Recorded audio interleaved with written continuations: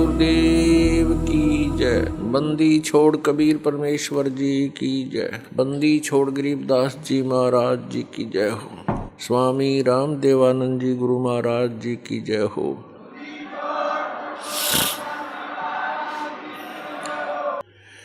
दंडवतम गोविंद गुरु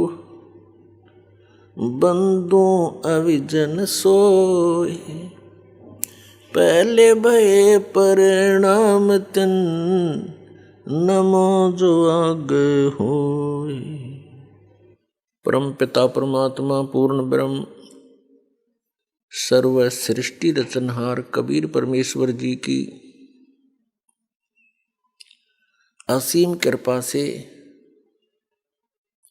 आप सभी पुण्यात्माएं सत्संग श्रवण कर रहे हैं। परमात्मा कबीर जी हम काल जाल में फंसे हुए सभी प्राणियों के इस दुख को जानकर समझकर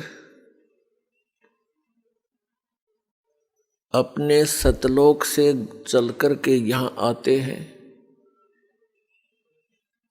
और हमारे अज्ञान को समाप्त करते हैं।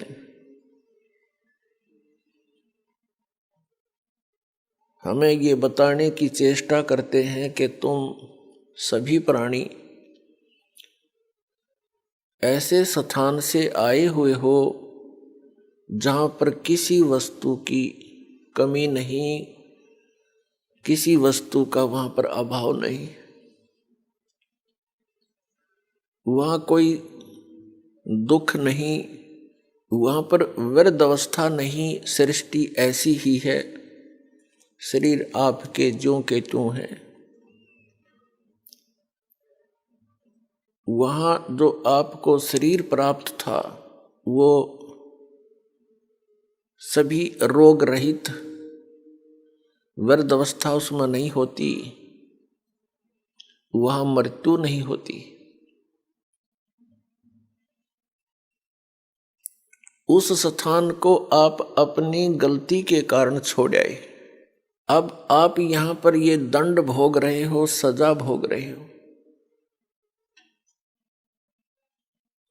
और यहाँ पर आप जी ने इन दुखों को ही सुख मान लिया। यदि किसी को अधिक दुख है और उससे कुछ कम दुख को हमने सुख समझ लिया और यहाँ पर सुख नाम की वस्तु नहीं है, आपने सुख देखा ही नहीं है, इसलिए इन्हीं अटकलबाजियों में आप सुख मान रहे हो। कैसे?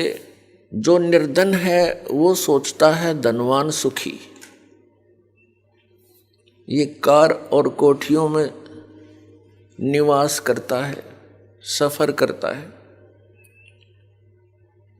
अब धनवान को स्वप्न में भी सुख नहीं होता। धनवान समझता है, धनी व्यक्ति सोचता है कि राजा लोग सुखी होंगे। ये राजा लोग सुखी हैं, राजा सुखी हो ही नहीं सकता। विचार की बात है, जैसे एक परिवार का मुखिया अपने 4-5 सदस्यों की व्यवस्था में कितनी टेंशन लिए फिरता है।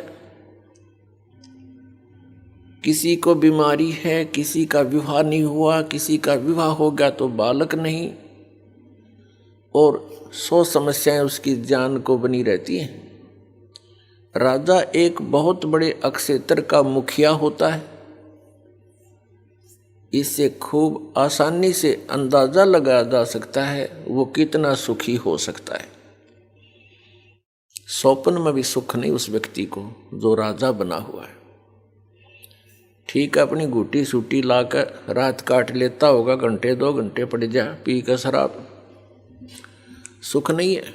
हाँ, उस व्यक्ति को जो परमात्मा से जुड़ा हुआ है, कबीर परमेश्वर की भक्ति करता है, वो चाहे निर्धन है, चाहे धनवान है, चाहे राजा भी क्यों ना बना हो, वो भगवान से डरने वाला, परमात्मा उसका साथी होता है।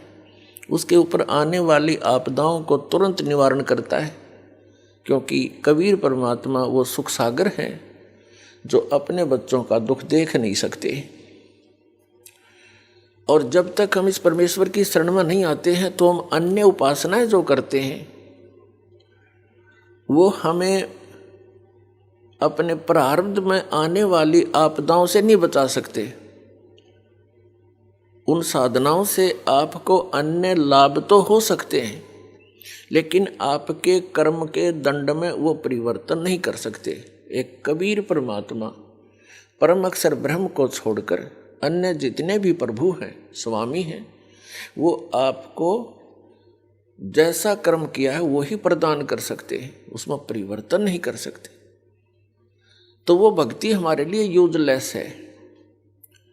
हमारे प्रारब्ध में, हमारे संस्कार में, पुण्यों में, इस जीवन के सफर में कोई ऐसा भयंकर घटना, दुर्घटना हो और वो टले नहीं, वो दुर्घटना जब घट जाएगी और कोई ऐसी घटना हो जो इस आदमी का मनोबल तोड़ देती है, फिर वो भक्ति भी नहीं करता, छोड़ देता भक्ति को। और परमात्मा कबीर जी आप पर आने वाले आपके प्रारब्ध के संस्कारों को बदल देता है। जब हमारे ऊपर कोई आपदा आ जाती है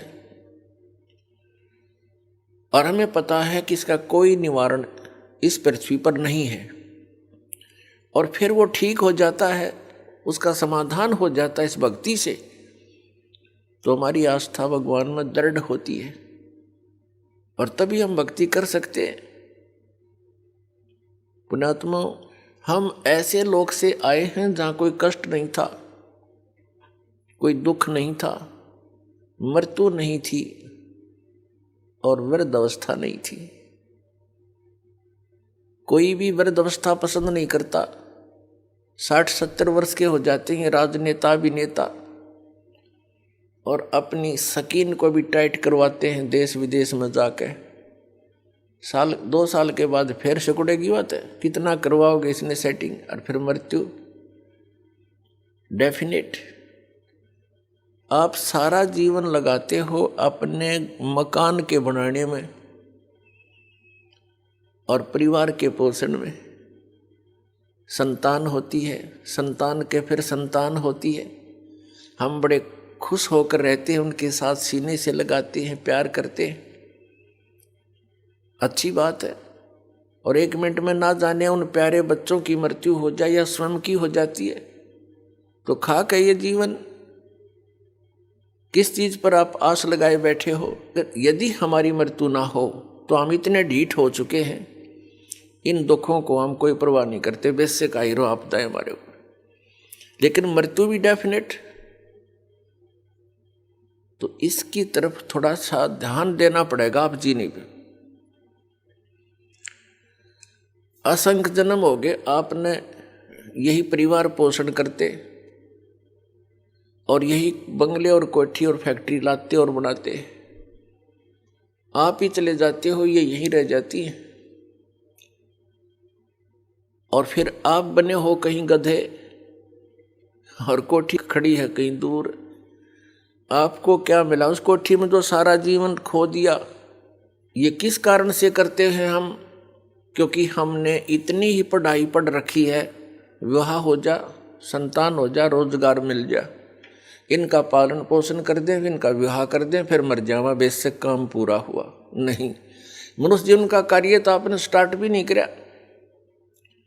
मनुष्य जीवन का जो काम था वो तो आपने प्रारंभ भी नहीं किया। वो कौन सा कार्य है?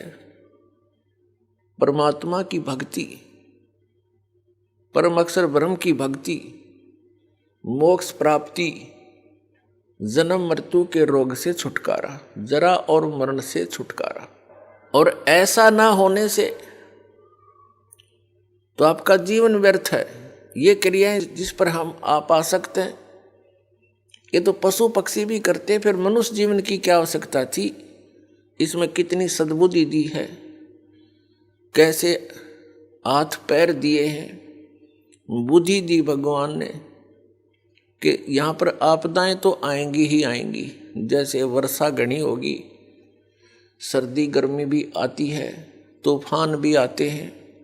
इनसे बचने के लिए अपनी कोई झोंपड़ी कुटिया अवश्य बनानी चाहिए। गर्मी सर्दी से बचने के लिए वस्त्रों की, लज्जा शर्म भी बनाए रखने के लिए वस्त्रों की आवश्यकता है, वो भी आपको सद्बुद्धि दे दी। तो पुण्यात्माओं, जो मानव शरीर आपको प्राप्त है, ये केवल ही पशु जैसे, पक्षियों जैसे कर्म के लिए ही नहीं मिला था। इसके साथ साथ इसका एक वेरी इंपॉर्टेंट और कार्य है, वो जन्म मृत्यु के रोग से छुटकारा पाना। अब जन्म मृत्यु के रोग से छूटने का जो साधना थी, उपाय था, वो अभी तक हमें प्राप्त नहीं हुआ,